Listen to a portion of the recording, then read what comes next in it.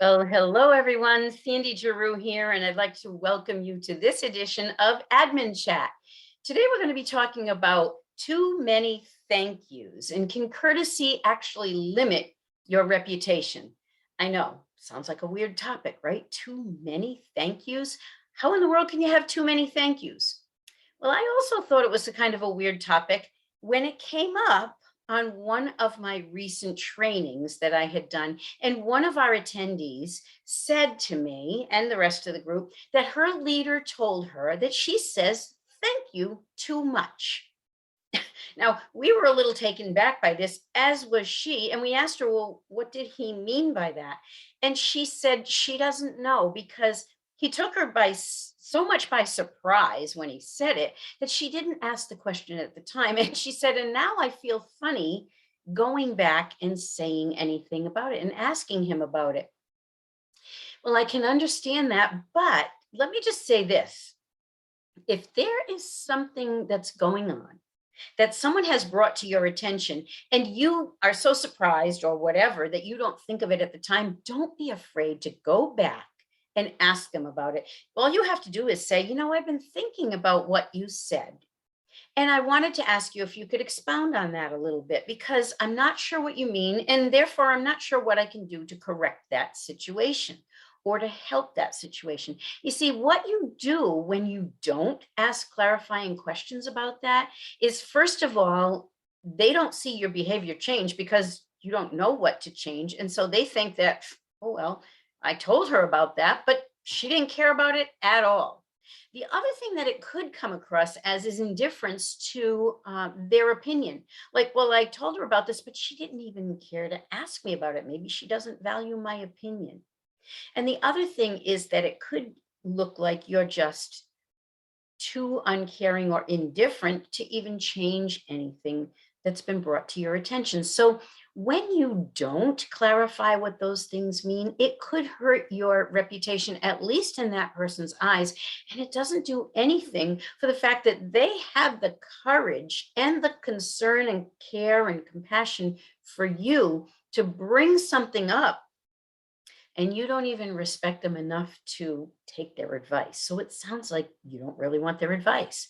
So I would say it doesn't matter how long ago it happened, unless it was years and years, in which case, take a look at your behavior and see after this program, maybe it'll help, what you might be able to do to correct it. But unless it's been that long, I'd say, I've been thinking about it and I'd like to know what you meant so I know how to correct it. So think about that. But let's talk about the whole, too many thank yous thing and all of that, because in my opinion, there's too little common courtesy in the world right now. I mean, common courtesy is not so common anymore. And so for somebody to say, we don't want you to say thank you, well, I kind of want to take issue with that, because there are many, many, many situations where we should be saying thank you and please and excuse me, etc. I'm sorry, when we're not. Such as when someone holds a door open for us or holds a chair out for us. Now, those of us who grew up back in the day when women's lib was starting to come into its own, a lot of women were starting to feel like, I don't want you to hold the door for me. I can hold my own door. And they felt it was kind of condescending or an insult. But I believe that enough years have passed that nobody, or not many people, feel that way anymore. It's just a common courtesy. So instead of us feeling like, don't do that, as long as it goes both ways. I mean, men can hold doors and chairs for men and women. Women can hold them for women and men. We can just be courteous to each other, and there's nothing wrong with that. In fact, I think it's expected when someone does something nice or kind for us, then why not say thank you? So it's perfectly acceptable and expected in those situations. Even when someone lets you cut in a grocery store line or a ticket line or anything, that's a nice thing for them to do. So of course you would say thank you for that. And when you get a gift from somebody, Of course. I mean, all these things are very obvious. How about when you answer an email or you get a reply from an email or a phone call or you get a voicemail back from somebody? I think these are things to say, thank you for your quick reply. No problem there. In fact, I think that just the reply itself is a piece of common courtesy, not the thank you that we would give, but the fact that someone answered us. I don't know how our society has come to the point where it seems to be okay to just ignore someone's requests by email, by phone, voicemail, whatever. I mean, I can't tell you how many people have come to one of my especially time management courses and my leadership courses and told me, how do you deal with people who you have to keep hounding for an answer? I don't understand how we've come to the point where people feel it's acceptable to just ignore somebody's request or ignore a question that they've asked. Now, I don't mean those sales calls and emails that are too numerous. Of course, you can't answer them all. I'm talking about the ones where the people know you. They're asking you for something that will help you or them or the organization get their jobs done, and people just aren't replying. I don't know how we've gotten there, but I hope that pretty soon it's going to go back so that people realize it is so discourteous to ignore another person that we need to just do that as a piece of common courtesy. And there are times now too that I also say thank you, even if it's not necessary, because I want to maybe put a little lesson out there for others to see a nice example. For example, I work with a client and I've been working with their representatives lately. And there's one particular gentleman who is very gruff, very rough, very, I'll just say it, rude. I don't think he means to be rude. It's just that he doesn't think about the impact of what he's about to say before he says it. And therefore it hurts somebody's feelings. And he does it in public. Well, one day, he did that to me a couple of times, but knowing him, I just said, okay, let it roll off my back. But one day, he and another gentleman and I were all on a phone call, and he was asking about a process. And here's what he said to me. He said, Sandy, I don't mean to insult you or second guess you, but are we going to talk about this, a different topic? I was like, wow, he thought about my feelings before he said that, which was highly uncharacteristic for him. So in an effort to help him do more of that and realize the impact of his actions, I said to him, wow, thank you so much for considering my feelings before you asked that question. And no, I'm not insulted. I'm not, insulted by that. And yes, we are going to talk about that, but I appreciate your thinking about my feelings. I mean, sometimes I'll just do that so that people will start doing more of what they should be doing when they do it, and kind of rewarding them for that behavior. So sometimes we can just do it to provide examples of uncommon courtesy that we can do for each other. So those are all the different things, and there are many, many more where courtesy is expected and appreciated.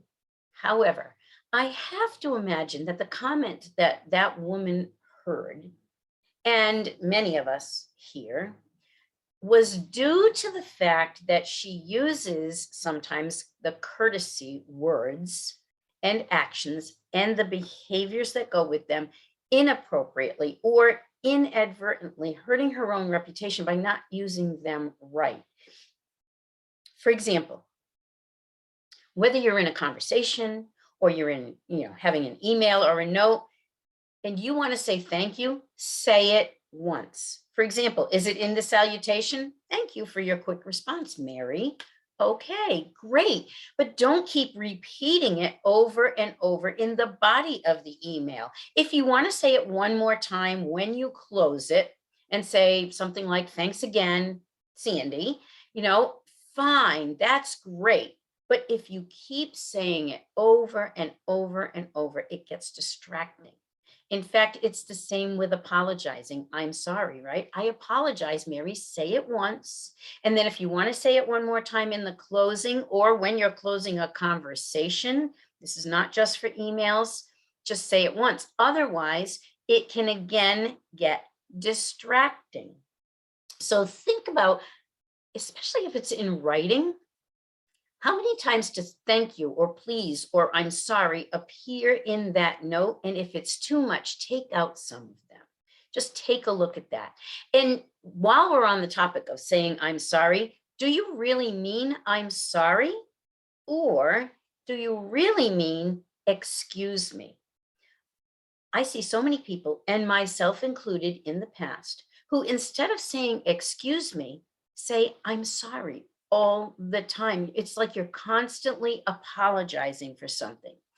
And that constant apology can give the wrong impression. So instead of knocking on a door and saying, I'm sorry, your appointment is here, or I'm sorry, you have a phone call, or something like that, say, excuse me. If you're not apologizing for something that you did, then you can just use the words excuse me. Be aware of how often you might be saying I'm sorry when you really mean excuse me. And then too many pleases.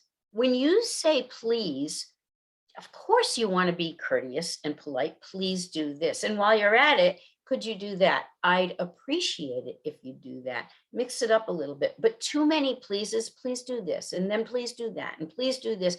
It starts to sound like something's going on, like you're apologizing for even asking them to do it. I mean, it might be their job, and it might be your job to ask them to do it. But you sound like you're apologizing, or like you feel you shouldn't even be asking them to do that. Like, who am I to ask them to do this? No, if it's part of everybody's jobs, then there's no reason for you to say it too much, like you think that it's a burden or something that you shouldn't be asking them to do. The other thing that it also can sound like is that you believe that they're going to be difficult about it. And you have to be extra nice when you ask because you think they're going to say no. Well, don't be assuming or making it seem like you're assuming they're going to say no. I mean, sometimes when someone's too like, oh, pretty, pretty please with sugar on top, that's cute and fun when we're talking to our family and friends and kidding around or talking to children. But in the work situation, when it sounds too much like, oh, please, please, please, please, please, why do we need to say it that much? What are we thinking they're going to say? So it's almost like insulting them ahead of time because you think they're not going to cooperate with what you need to get done.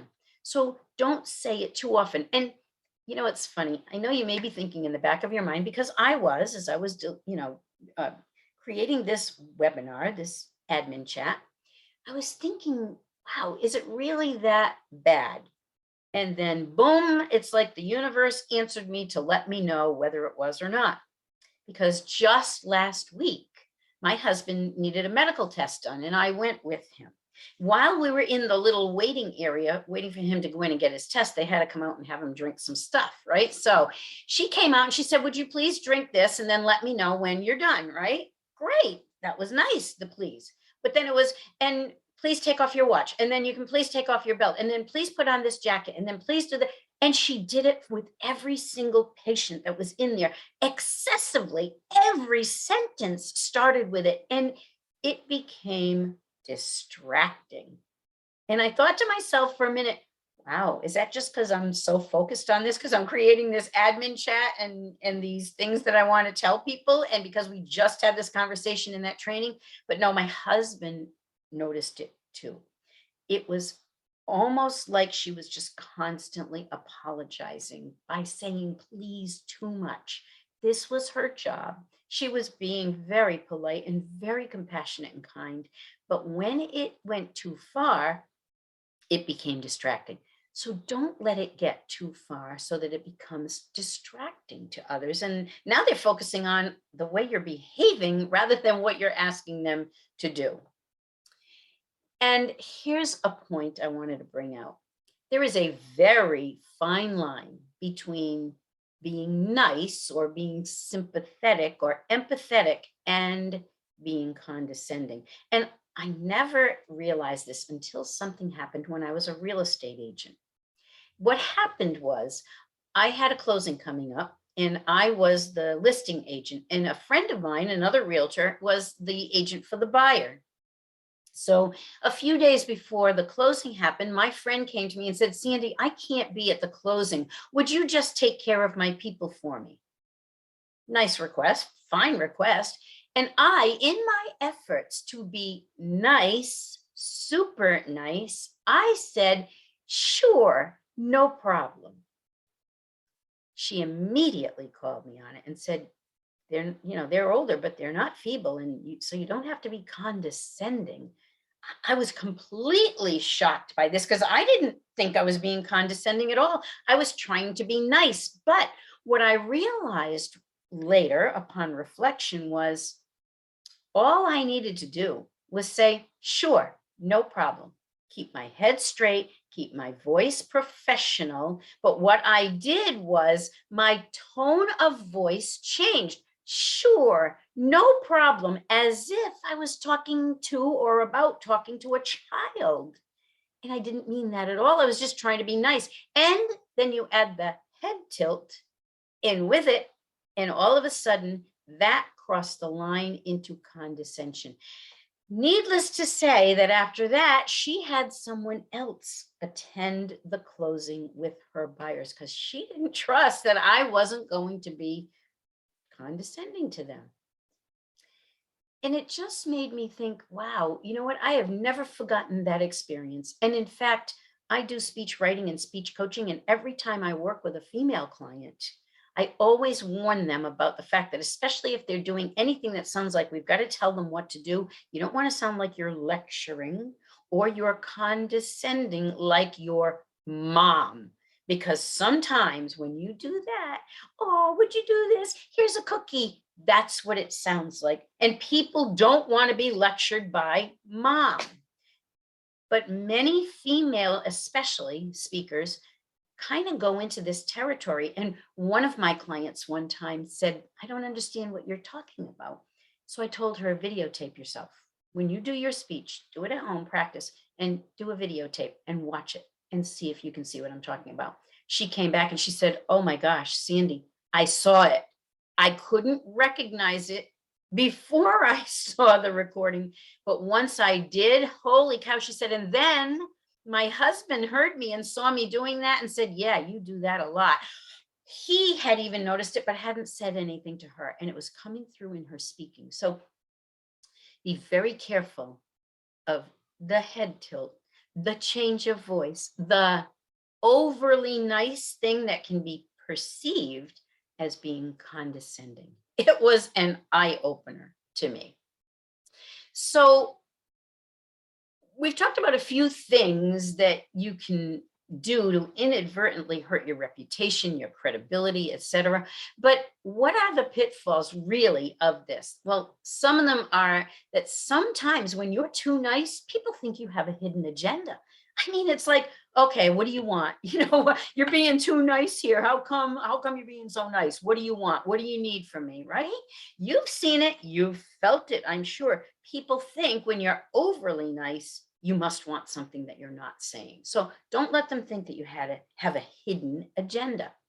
And also, it can demonstrate a lack of self-esteem or self-confidence when you're not confident, like you don't think you should be asking them those things, or you don't think that they should be being asked to do something. You're not showing the confidence that you need to show leadership capabilities. And so when you want to be a leader, you have to be able to ask people for things and say thank you and do things in a self-confident manner. And sometimes that excessive courtesy that is undue looks like a lack of self-confidence. It also can be perceived as a feeling of being undeserving. You know, you've probably all heard the term of the imposter syndrome. Like, why me? Who should listen to me? Why would anybody listen to me? Well, listen, you're in the position you're in and being asked to do the things you're being asked to do for a reason. And the reason is you're good at what you do. You're competent. They trust you. They want you to do these things. You are deserving, but you can't let your feelings of why me? Well, why not you? Why not you? There's a reason you're being asked to do things. Don't let your feelings of being undeserving make it look like you don't think you should be doing it either. Sometimes too, when we say things too nicely, too much, go overboard, it's because we're overcompensating for some lack in another area or something else that might have just gone wrong. For example, have you ever been in the situation where you're human, like most of us, and you're very frustrated with a customer service person who isn't listening to you and isn't giving you what you need or want, or you've waited 2 hours on the phone and then they can't even help you, right? And your frustration is about up to here, and you explode at that person. And you say things that you might not want to say, or you just start yelling and getting frustrated. Whatever it is, we're all human. We've all been there. And then later on, you think, ah, I wish I hadn't lost my temper like that. You know, I hate it when that happens, when I do that. So what happens? You remember that when you talk to the next person and you're overly nice to them, as if it will make up for what just happened on the last call, but you're overly nice on this one. Well, it may not make up for what's happened on the previous call, but being overly nice isn't going to help you either. What you have to do is learn from that situation and say, all right, I'm not going to lose my temper, but I'm also not going to go so far the other way that it hurts my credibility or my reputation because I'm behaving in a way that's overcompensating for something else. I'm not sure, you know, if we're always aware of that, but I want you to start being aware of when you do something wrong and you feel that little bit of guilt complex, don't let it impact everything you do so much. Learn from it, be a better person from it, but don't go overboard. Okay, so don't let it affect you so much that it can actually hurt you. And then the other thing is that when we have these kinds of feelings and we're too overly solicitous, overly subservient, yes, we're in service roles, but we do not have to be subservient. But what happens is when we have these types of feelings that cause us to behave that way, it also shows up in other areas of our work and our lives. So how does that show up? Well, it could show up as a lack of assertiveness. In our efforts to not be rude, pushy, demanding, aggressive, we also fear tiptoeing into the area of being just plain old assertive. We won't be assertive for ourselves, and sometimes we're not assertive for others. Sometimes we're assertive on behalf of other people, but we won't be assertive on behalf of our own selves. So think about that. Are you being aggressive and rude and pushy, or are you just being assertive so that you don't get walked on? Think about it. We have such a negative opinion sometimes of people who are assertive that when they become assertive with us, we feel like, wow, I just got insulted. It's not insulting when someone's just being prudent, being kind, but being assertive and talking to us and telling us where their boundaries are. So we feel it when other people are assertive to us, and we want to make sure that we don't go anywhere near hurting someone else's feelings, so we refuse to be assertive ourselves. Don't worry about being assertive. It's when you go too far and become aggressive that it becomes a problem. And sometimes it shows up in your being too timid to ask questions of people, like that woman that I told you about who got told that she said thank you too much. Well, she was so shocked by it and then was too timid to go and ask about it later on.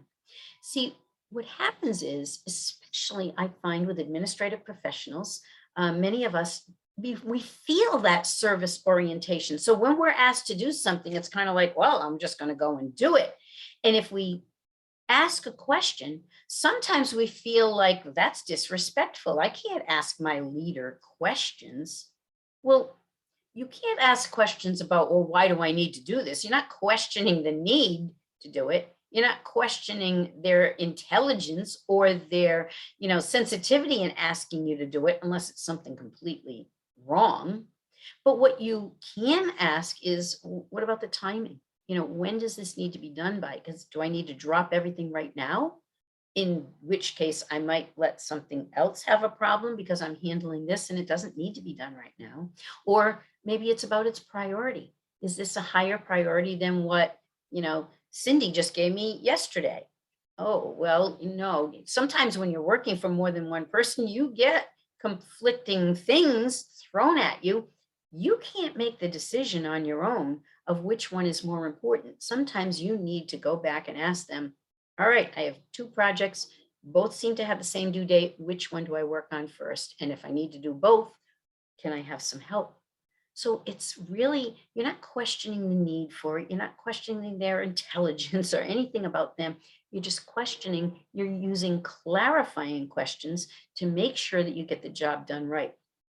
But I find too many people in many different occupations, by the way, who don't even want to ask those questions because they feel it's disrespectful to ask any questions.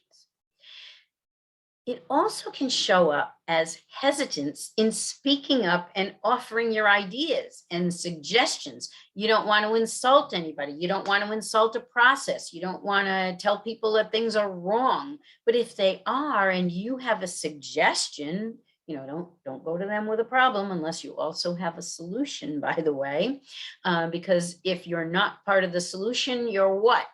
Yep, you're saying it to yourself right now, part of the problem. But you need to speak up. They can't be everywhere. They don't know everything that's going on. You do.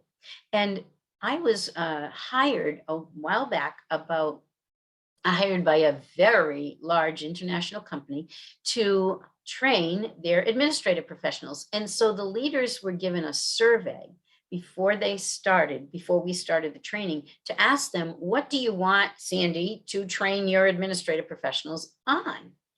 And guess what? One of the biggest things that came out of it was they said, we want our admins to speak up more courageously. Wow. They wanted their admins to speak up because they do know they can't be everywhere. They do know that we have an awful lot of information and knowledge and great opinions that can help make things better. So don't be afraid to speak up with ideas and suggestions. And then also another thing that it can show up as is you kind of fade into the background and nobody knows what you're doing or how good you are at it. This was really pointed up in another training I was doing where a woman told me that she's really good at her job and she knows she's good in her job. However, what happened was she had been passed over several times for promotions in her position at her organization. And after about the third time, one of her leaders finally went to bat for her and asked some of the other leaders on the team, why is she always getting passed over? She is really good at what she does. And the other leaders said, well, really? Who is she? What has she done? We never hear from her. We never even get asked a question. We never see any ideas. We never see her anywhere. We don't know who she is.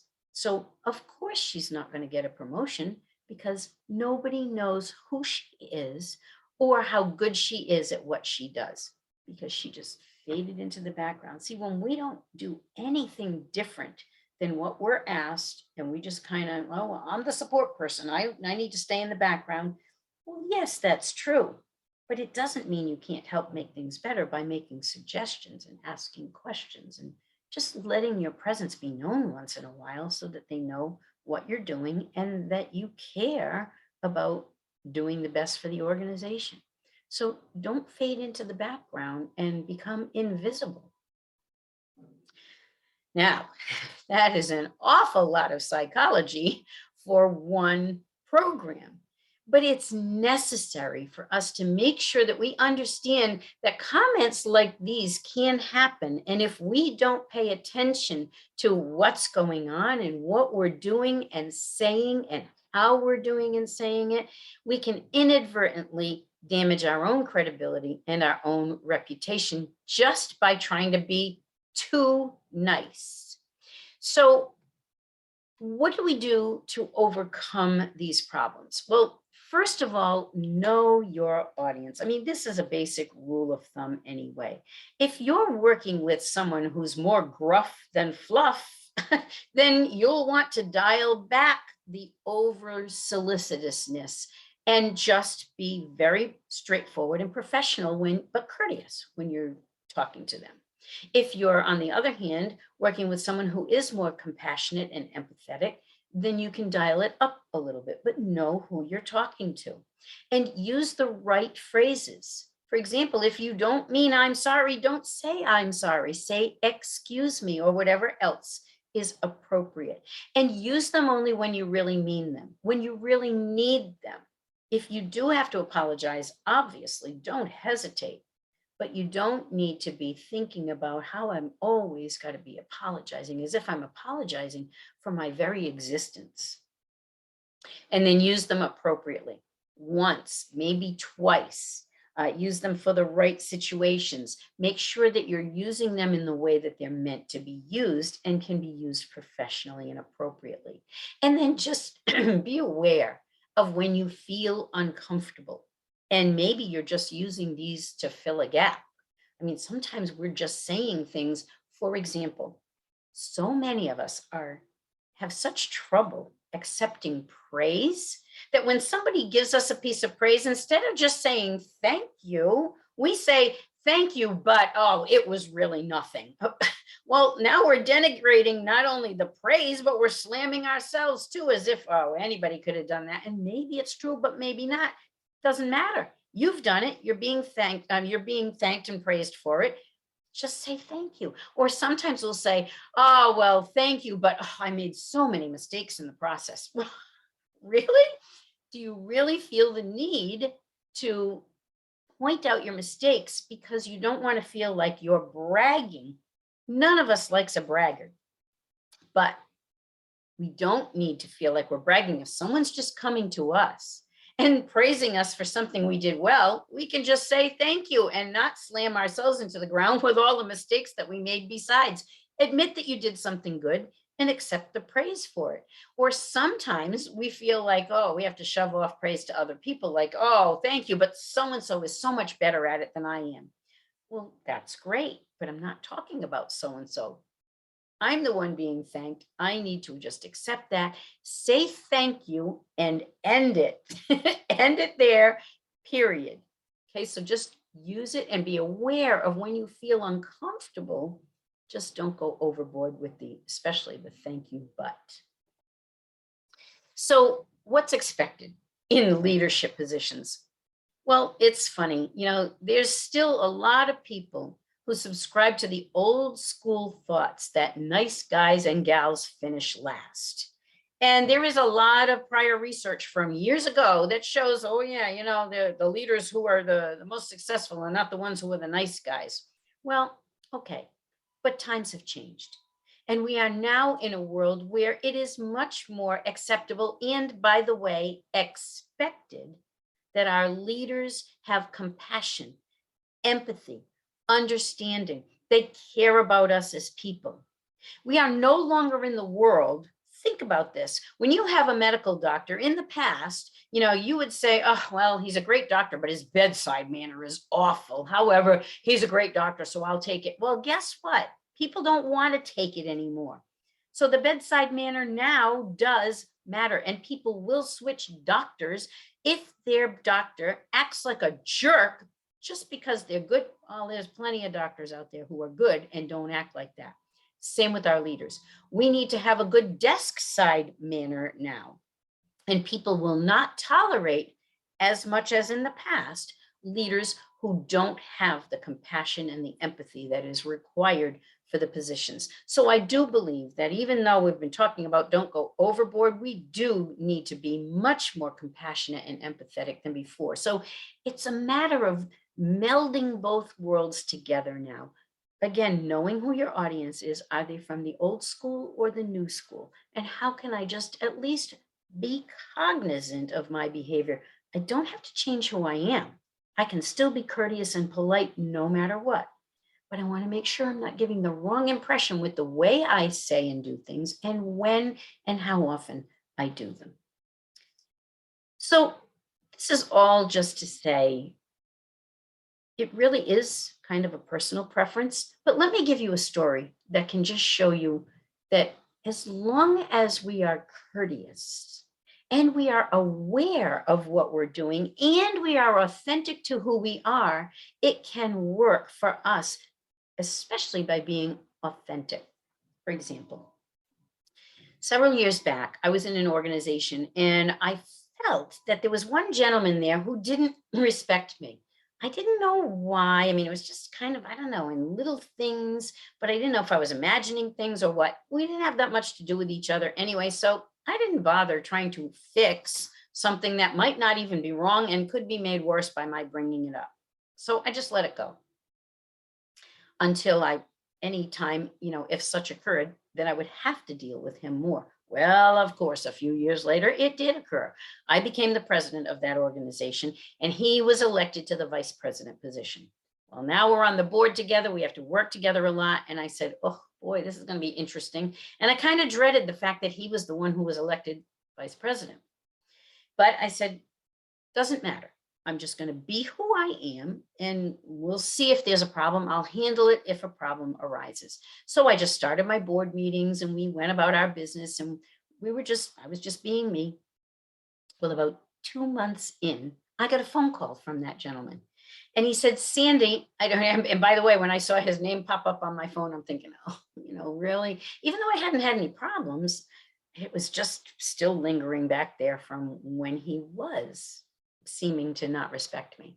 So anyway, he gets on the phone and he said, Sandy, I'm calling to apologize to you. I said, apologize for what? And he said, well, I don't know how or why or where I got it, but I had a completely wrong impression of you. And I know that there have been times in the past when I probably wasn't as respectful to you as I could and should have been. And so I wanted to apologize to you. He said, because over these last couple of months, I've come to know who you really are. And I really respect that. And I just wanted to tell you how sorry I am. Wow. I mean, I thanked him. We had a nice conversation, but I mean, that took a lot of guts on his part for him to call me up, admit that, and then apologize when I hadn't said anything. But it also goes to show you that just by my being who I was, we were a good fit. He and his wife and I, this happened probably 7 or 8 years ago, and he and his wife and I are still good friends to this day. And the upshot is really that if you are courteous, if you are aware so that you're not inadvertently doing things that will hurt your reputation and credibility, and if you are just authentic to yourself, things will work out in the end. I mean, we can't always control who has a good impression of us, what our reputation is. We can't always know it and we can't always control it, but we can always be true to ourselves. And if we ever find ourselves in a situation later on down the road where our authentic true self is not appreciated for who we are, and we're not doing anything stupid by being unaware of how we're behaving, then maybe it's at that point that we have to start saying, is this really a good fit for me? Is this organization the right fit for me? I mean, it turns out that one was, and we were a good fit to work with each other, but we had to both get to see each other and be able to work together to know who we were. But it just goes to show you that if you're courteous, aware, and authentic, all we have to do maybe is just keep this quote by Dr. Seuss in mind. Be who you are and say what you feel, because those who mind don't matter, and those who matter don't mind. I hope I've given you something good to think about and something that you can use to move forward and create the success and the career that you desire, the career of your dreams. Thanks for being with me today.